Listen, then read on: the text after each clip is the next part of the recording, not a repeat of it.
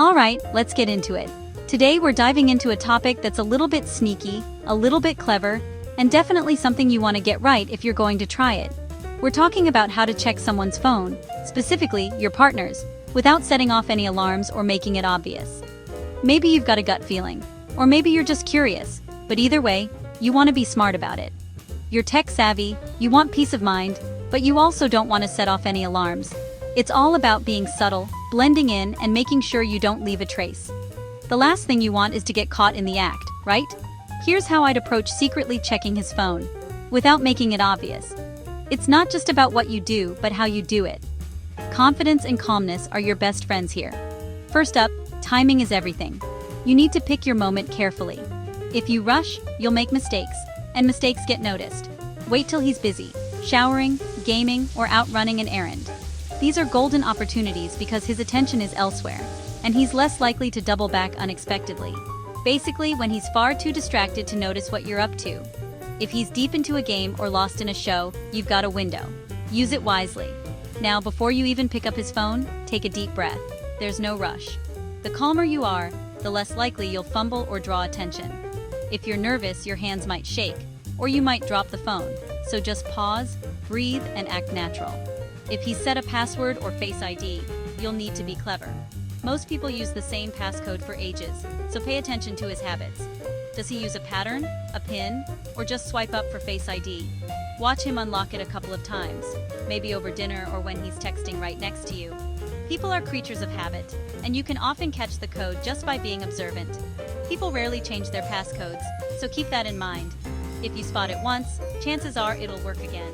And if you're not sure, try to memorize the finger movements or the numbers he taps. If you do get in, don't stay too long. The longer you linger, the higher the risk. Think of it like a mission. Get in, get what you need, and get out.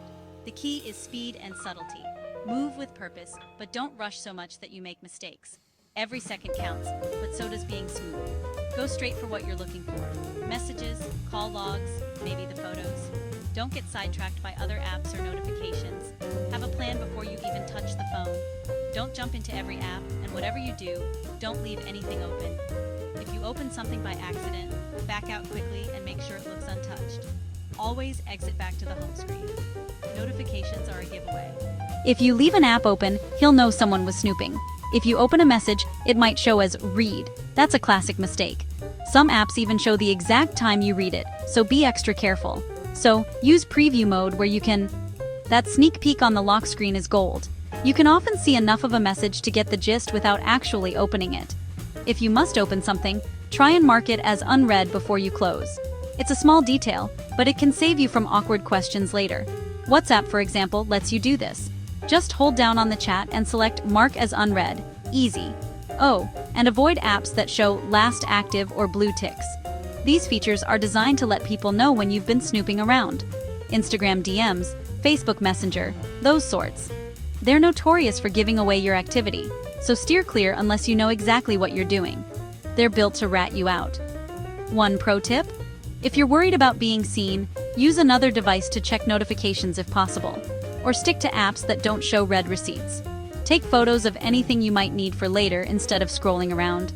Snap a quick pic of a message, a call log, or a suspicious photo, then put the phone back exactly as you found it. That way, you're not faffing about on his phone for ages. And remember, fingerprints matter. If you're nervous, you might leave more smudges than usual, so be mindful of how you handle the device. If you leave the screen smudged up, he'll notice. Some people are really particular about their screens, so don't give them a reason to be suspicious. So, a quick wipe after is just as important as anything else. Use a soft cloth or even your sleeve if you have to. Just make sure it looks as clean as when you picked it up. Look, I'm not here to tell you what's right or wrong, just sharing what works if you're curious and careful. Everyone's situation is different, and trust is a big deal in any relationship. But if you're going to do this, do it smart, do it safe, and don't get caught up in guilt or paranoia. And if you want advanced solutions, check the pinned comment or video description for trusted expert assistance. There are tools and services out there that can help you get answers without risking your relationship or your peace of mind. Before you dash off, don't forget to like, share, and subscribe. Your support helps us keep bringing you the best tips and advice for all things tech and relationships. It's your go-to spot for smart, safe, and savvy tips. We're here to help you navigate the digital world with confidence, whether you're looking for peace of mind or just want to stay informed. Stay sharp, stay curious, and I'll catch you in the next one. Until then, take care and use your tech skills wisely.